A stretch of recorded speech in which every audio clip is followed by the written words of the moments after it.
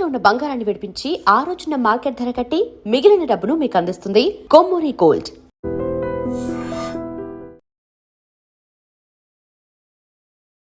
నమస్కారం, మీరు చూస్తుంది ఐ డ్రీమ్. నేను మీ కీర్తి. 225 సంవత్సరాలకు గాను జూలై 13న మహా అద్భుతమైన రోజు రాబోతోంది. మరి ఈ రోజు ముఖ్యంగా వివాహం అవ్వక బాధపడుతున్న వాళ్ళు ఎలాంటి ద్రవ్యాలతో శివయ్యకి పూజ చేయాలి, ఇలాంటి ఎన్నో విషయాలు మనకు తెలియజేయడానికి బ్రహ్మశ్రీ నందిబట్ల శ్రీహరి శర్మ గురుగారు ఉన్నారు. నమస్తే గురుగారు. వాగర్థావివ సంపృక్తౌ వాగర్థ ప్రతిపత్తయే జగతః పితరౌ వందే పార్వతీ పరమేశ్వరౌ ఆదిత్యాయ చ సోమాయ మంగళాయ బుధాయ చ గురుశుక్ర శనిభ్యశ్చ రాహవే కేతవే నమః. శృంగేరి జగద్గురు పీఠాధిపతులకి, కంచి పీఠాధిపతులకి నమస్కారములు తెలియజేసుకుంటూ కార్యక్రమాన్ని ప్రారంభిద్దాం.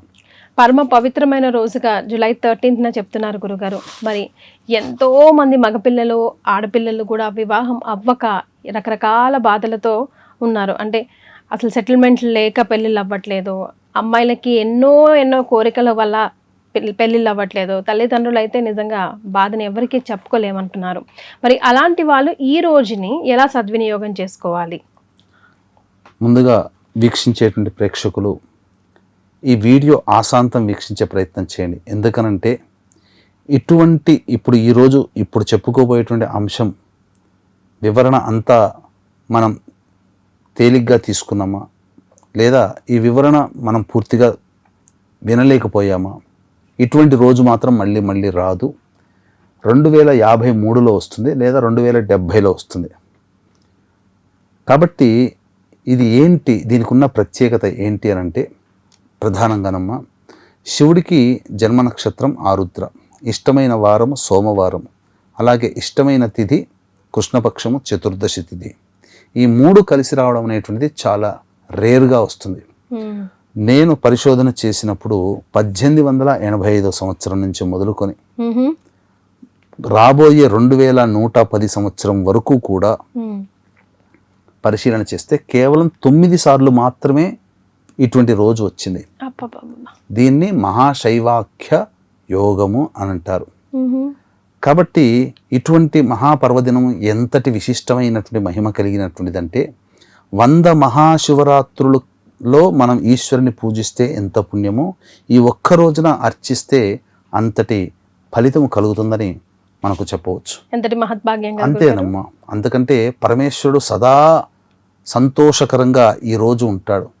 కాబట్టి ఎంత ఆర్ద్రమైనటువంటి హృదయంతో మనం మన సంకల్పం నెరవేరాలని అనుకుంటామో ఆ విధంగా పరమేశ్వరుడు, ఎందుకంటే శివాజ్ఞ లేనిదే చీమైన కుట్టదు.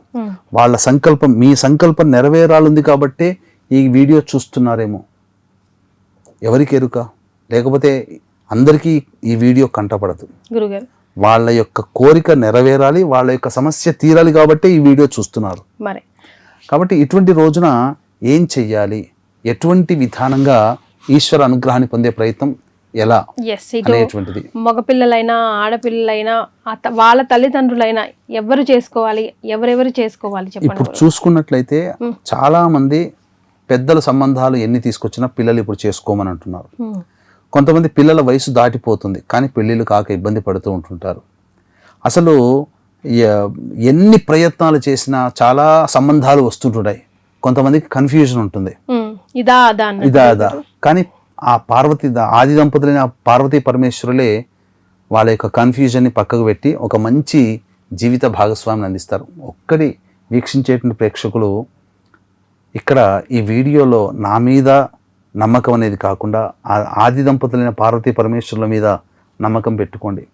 ఈ యొక్క చేసినటువంటి కార్యక్రమ ప్రభావంలో తిరిగి ఉగాది లోపల మీ కుటుంబంలో పెళ్లి బాజాలు మోగుతాయని చెప్పడంలో ఏమాత్రం సందేహం లేదు. ఇక వివరంలోకి వెళ్ళిపోతే 13వ తారీఖు రోజున అత్యద్భుతమైన రోజు. ఆ రోజున ముందు రోజు ఎటువంటి ధూమపానము, మద్యపానము, మాంసాహారము, దాంపత్య జీవనం లేకుండా ఉండడం, అలాగే మారేడు దళాలు తెచ్చిపెట్టుకొని, గరిక పోచలు తెచ్చిపెట్టుకొని శుభ్రపరచుకోవడం, ఉదయాన్నే లేచి కాలకృత్యాదులు తీర్చుకొని సూర్యుడికి నమస్కారం, సూర్యాష్టకం 6 సార్లు చదవడం, తదనంతరం శివ పరివార చిత్రపటానికి మల్లెపూలు లేదా జాజిపూల మాల వేసి ఆవునేతితో దీపారాధన చేసి శివ సహస్రనామం, లలితా సహస్రనామ పారాయణం చేయడం. ఇక ఆ మారేడు దళాల మీద దానిమ్మ పుల్లతో కుంకుమ నీటిలో ముంచి శ్రీరామ అనే అక్షరం వ్రాయడం. ఇక తదనంతరం ఆ యొక్క ఈశ్వరానుగ్రహం కోసం ప్రధానంగా విశేషంగా ఈ యొక్క బియ్యముతో వండి వార్చిని చల్లారబెట్టినటువంటి అన్నము పొలుసులుగా ఉండాలి, ముద్దగా ఉండకూడదు, గంజి వార్చాల్సిందే. అలా ఆ బియ్యాన్ని పట్టుకొని దేవాలయానికి చేరుకోవాలి. దేవాలయంలో ఇప్పుడు చెప్పబోయేటువంటి కొన్ని చిన్న పరిహారం కనుక చేస్తే అతి శీఘ్రంగా వివాహం అనేటువంటిది సమస్య తీరిపోతుంది. ఖచ్చితంగా పరమేశ్వరుడే దగ్గరుండి మంచి సంబంధాన్ని మనకు ఇస్తాడు అని చెప్పడంలో ఏమాత్రం సందేహం లేదు. అయితే ఇక్కడ ప్రధానంగా వీక్షించేటువంటి ప్రేక్షకులు ఇప్పుడు చెప్పబోయేటువంటి పరిహారాన్ని పాటిస్తారు. కానీ ఏ సమస్యకైనా పరిష్కారం రెండు రకాలు: మానవ పరిష్కారం, దైవ పరిష్కారం. మానవ పరిష్కారం అంటే మీరు చేసుకుంటారు చెప్పే విధానం అంతా తెలుసుకొని.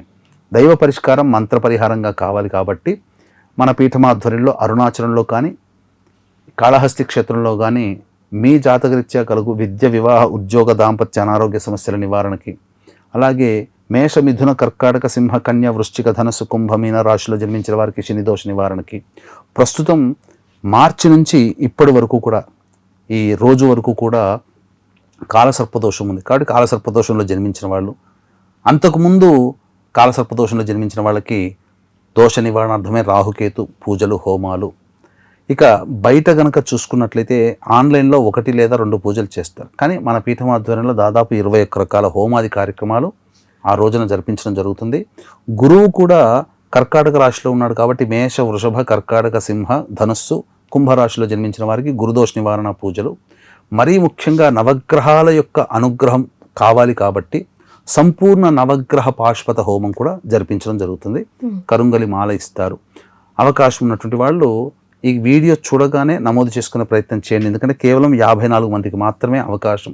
ఇక పెరిగారు అని అంటే అప్పుడు బ్రాహ్మణ సంఖ్యను ఎక్కువ పెంచి సంబంధించినటువంటి మధ్యాహ్నం 13వ తారీఖు 3 గంటల లోపల నమోదు చేసుకోవచ్చు. అమృత గడియలు 4 గంటలకు ప్రారంభమవుతుంది.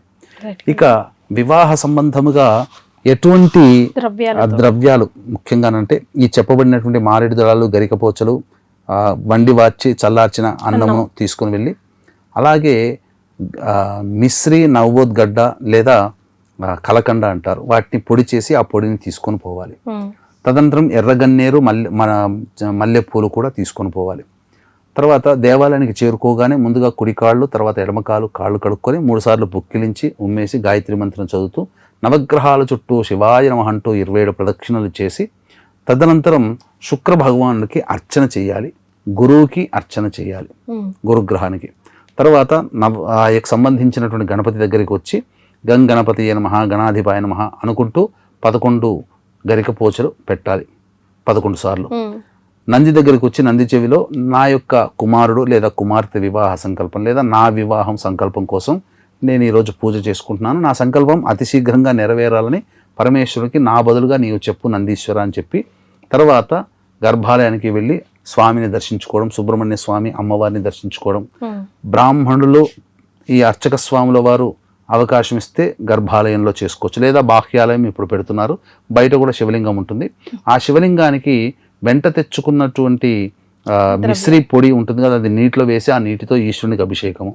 తదనంతరం బియ్యముతో వండినటువంటి గంజి వార్చిన అన్నం ఉంటుంది కదా, దాంతో అభిషేకము చేసి అప్పుడు గన్నేరు పూలు, మల్లెపూలతో అర్చన, మారేడు దళాలతో అర్చన, గరికతో అర్చన చేసి తదనంతరం అవకాశం ఉంటే ఆ రోజంతా కూడా ఉపవాసం ఉండొచ్చు, రాత్రి జాగారం చేయొచ్చు. ఎందుకంటే 100 శివరాత్రులు కలిస్తే 1 కాబట్టి ఆ యొక్క సంబంధించినటువంటి ఈ విధంగా జాగారం ఉన్న తరువాత అప్పుడు ఉదయాన్నే లేచి మళ్ళీ కాలకృత్యాలు తీర్చుకొని 13వ తారీఖు రోజున ఏ విధంగానైతే మనం ఇంట్లో పూజ చేసుకున్నాం అలా చేసి స్వామికి పండ్లు నైవేద్యంగా పెట్టడం. అలాగే దేవాలయంలో ఎట్లాగో పూజ చేసుకున్నాం కాబట్టి అప్పుడైనా నైవేద్యంగా పెట్టవచ్చు. అనాథలకి, పెద్దవాళ్ళకి, వృద్ధాశ్రమంలోకి వారికి అన్నదానం చేసి లేదా పండ్లు, ఇతర పదార్థాలు ఇచ్చి ఇంట్లో వండుకొని కొంత నైవేద్యంగా పెట్టి కుటుంబ సభ్యులు విరమించవచ్చు. ఇది విధానంగా చేయొచ్చు. ఒకవేళ చాలామంది రోజంతా ఉపవాసం ఉండలేనటువంటి వాళ్ళు సాయంకాలం ప్రదోషకాల సమయం వరకు వేచి చూసి, అంటే 7 నుంచి 8 లోపల శివాలయంలో అర్చన జరిపించుకొని ఒకసారి ఆకాశం వైపు నమస్కారం చేసుకొని ఈ యొక్క దీక్ష విరమించవచ్చు. కానీ ఖచ్చితంగా ఇక్కడ చేయాల్సింది ఏంటంటే, చాలామంది ఉపవాసం ఉంటారు కదా, సాయంకాలం దేవాలయం పోవాలి కాబట్టి స్నానం చేసిపోతారు. ఎప్పుడైతే స్నానం చేస్తారో ఉపవాసం యొక్క ఫలితం పోతుంది. ఓ. కాబట్టి కాళ్ళు చేతులు మొహం కడుక్కోవచ్చు, కానీ స్నానం మాత్రం ఉపవాస దీక్ష ఉండగా చేయకూడదు. రైట్. సో మినిమం ఇవన్నీ పాటిస్తే కనుక తప్పకుండా మళ్ళీ అచిరకాలంలోనేనమ్మా. ఎందుకంటే నా స్వానుభవంలో ఒక శివరాత్రి రోజున వివాహం కోసమే సంకల్పం చేసుకున్న వాళ్ళకి తిరిగి వచ్చే శివరాత్రి లోపల వాళ్ళు దంపతులే ఉన్న వాళ్ళు ఉన్నారు. సంతానం కోసం ఎదురు చూసే వాళ్ళకి సంతానం కలిగిన సందర్భాలు ఉన్నాయి. ఏ కోరికతోనైతే మనం శివరాత్రి నాడు చేసుకుంటామో వచ్చే శివరాత్రి కల్లా అది నెరవేరుతుంది. అది ఆది దంపతులు మన మీద చూపించే ప్రేమ అంతటిది. కాబట్టి 100 మహాశివరాత్రులు కలిసిన రోజున ఉన్నప్పుడు ఇక ఆది దంపతులు ఇచ్చే ఫలితము ఎంత తొందరగా నెరవేరుతుందో అది మనం ఊహించడానికి మనకు మనస్సు కూడా సరిపోదు, అంత అతి శీఘ్రంగా ఇస్తారు.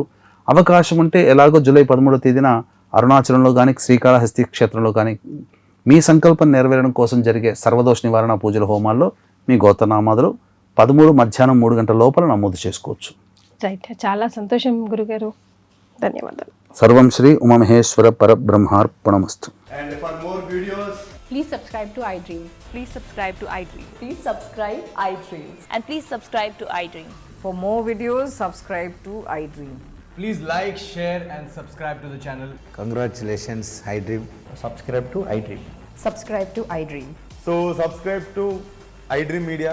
iDream ki iDream team andarki huge congratulations. Please subscribe iDream Media. Please subscribe to iDream. Subscribe iDream. Please subscribe to iDream. iDream అంటే నా కళల ఛానల్ను సబ్స్క్రైబ్ చేసుకున్న నోరు తిరుగుతలేదు, మీరైతే గంట గుర్తు కొట్టండి. For more such videos, please subscribe to iDream. Subscribe to iDream. Please subscribe to iDream. Please subscribe iDream Media. Please do subscribe to iDream. Please subscribe to iDream Media. For best entertainment and information, please subscribe iDream. And don't forget to subscribe to iDream.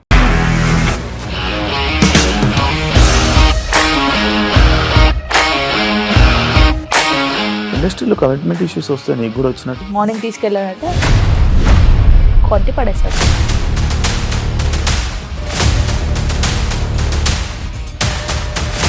ఒక్కళ్ళు కూడా చూడలేదు ఈ cinema అని చెప్పడానికి కూడా చాలా ధైర్యం కావాలి. అది నిజం కదా, దాంట్లో ధైర్యం ఏంటి? ఇది నెక్స్ట్ డే ప్లేట్ మార్చేస్తే తప్పు కదా. As of now, we are comfortable this అని నేను అనుకుంటున్నాను. రష్మిక గారిది మీది ఒకే ఊరంట కదా. నీకు కోపం వచ్చిందంటే బాగా తిట్టేత్తరా? తిట్టేద్దామండి. నిజంగా గేమ్ ని ఎలా చేంజ్ చేయగలిగారు? APSFC